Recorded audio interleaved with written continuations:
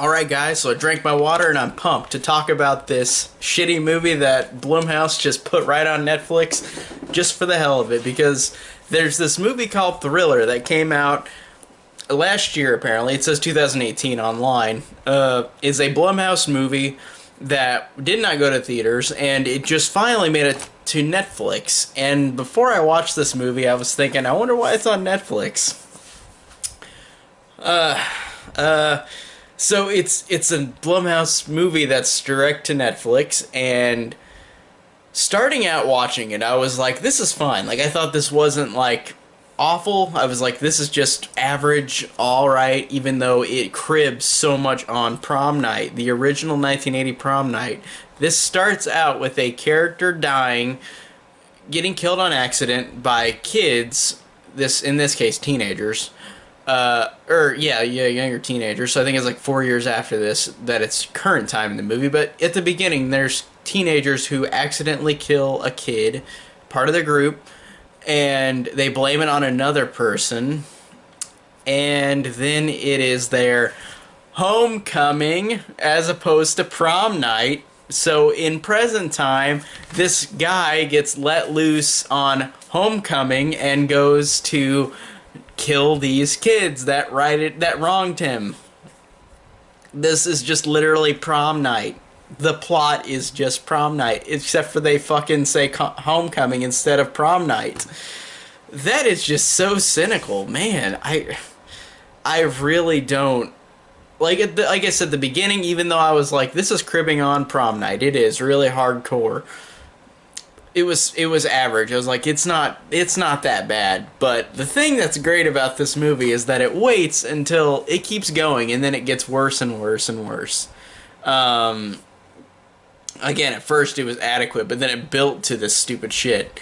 But it's weird because we know immediately in the movie who the killer is and the killer is going to be.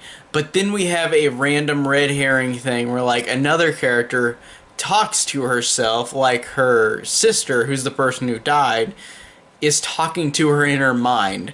So why the fuck is this movie trying to give you the implication that there's a different killer? Like, maybe she's the killer. Oh no, maybe she's the killer.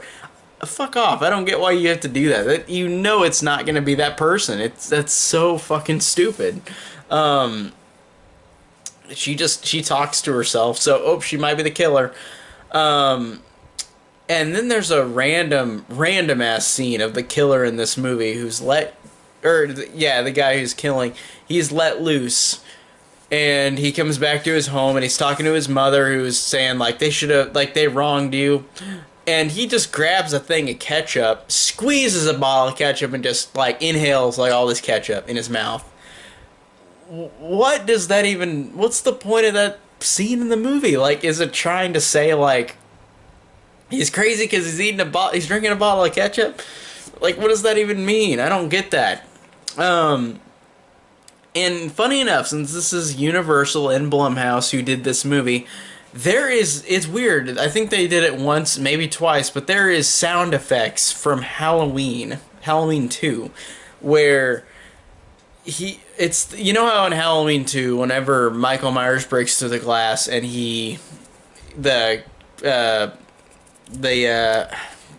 the parole guy, like, he's like, he sees Michael fall down after he's shot like 6 times again, and then he's like, he's still breathing, and then Michael, like, slits his throat and makes that noise whenever his throat's slit. They use that noise in this movie too whenever somebody gets stabbed, like, later in the movie, and I'm just like, or whenever the killer pops out.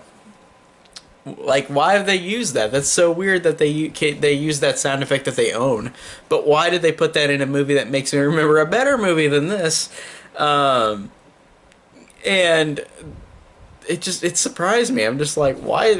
I know, I understand Universal owns Halloween too, but why did you put that sound effect in this movie? I thought that was very strange. Now, the killer reveal, which, again, you know who the killer is, and it's implied to be, and then at the end of the movie, they give you a full 360 spin around of, like, you didn't know this this twist of, like, something else happened, and you're just sitting there like, this doesn't make any fucking sense. Again, the ending doesn't make any sense at all. And it like flashes back to like at the beginning of the movie where they're teenagers and like this other character is like imagining stuff too. So it's like another red herring on who could be the killer.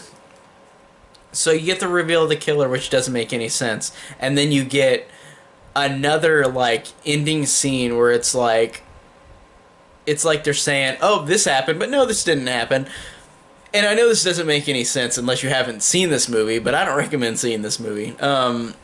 This movie was really, really terrible. It was prom night again, but urban. Like and that's totally fine. Like I like that idea. Like it's different than prom night. It's an urban environment, and all these characters are what exactly they are. Like they're urban characters, and like I like that difference. But this movie is just so ridiculously stupid and just so dumb and so annoying and so. These characters are so they're not awful, but they're just there. They're not anything special or interesting at all. The kills are okay. They're not great. But this just really is not. This really sucked. Like this really was not interesting at all.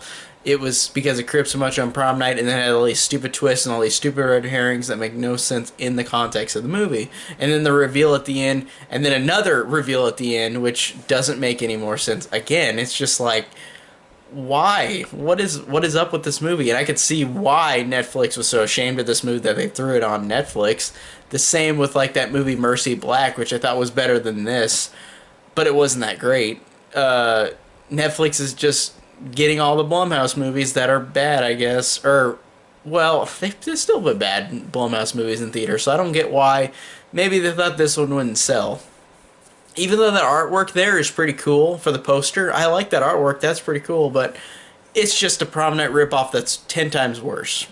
That's my thoughts on Thriller. It was just released on Netflix this last week, I believe. So, tell me down below if you have seen this movie, Thriller, and if you did you like it or dislike it? I really want to know. I'm really interested. So, if you like this video, check my links down below if I can talk right. And thank you guys again so much for watching.